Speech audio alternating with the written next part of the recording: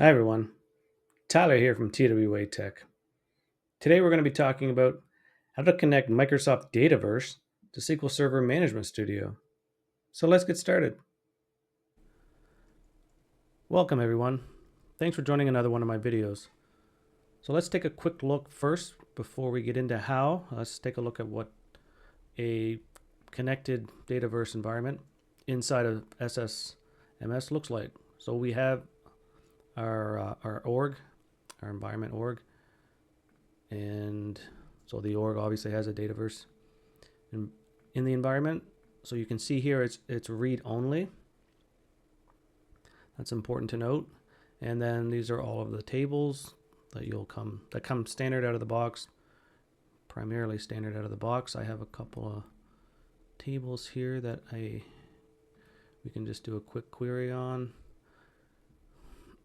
So this is a table that I had built, and so you can query it. It's read only, but there's some pretty advanced things that you can do. So you can do joins between tables.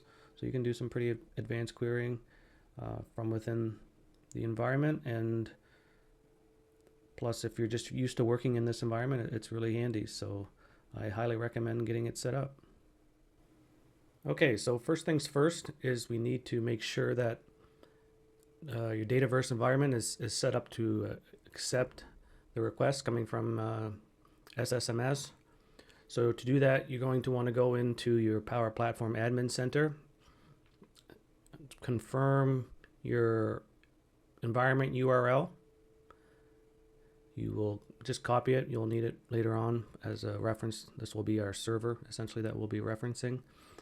And the next thing we need to do is make sure that the environment has enabled the TDS endpoint, which is the tabular data stream endpoint is enabled. So to do that, so from your environment, you can go to settings, you can go to product, you can go to features, and then from in here, scroll down. It'll be on your right hand side, TDS endpoint. Make sure that it is enabled.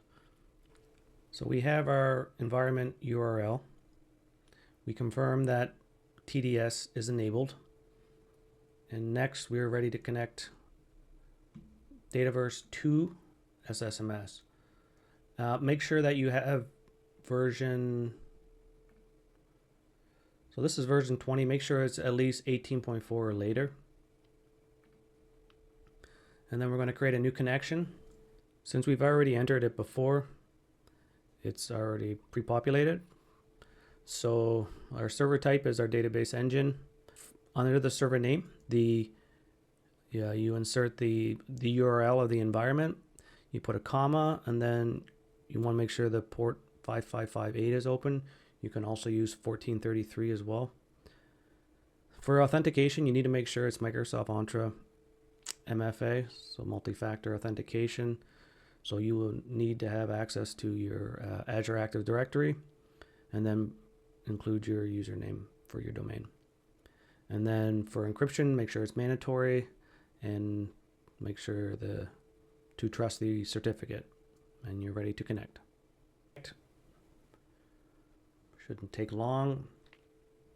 So now we can see our Dataverse environment here. If we click under databases, click under our org, and then tables, you should be able to see all the tables that are in your Dataverse environment. And that's it. You're ready to go. For more information on this video and more, make sure to visit my website at TW-Waytek.com. I'll make sure to leave a link in the description below. So that concludes my video. Thank you for watching, and be sure to subscribe to my channel to get all the latest technology tips, and to visit my website at TW-Waytek.com, where you'll find even more tips and tricks. Have a great rest of your day, and I'll see you in the next one.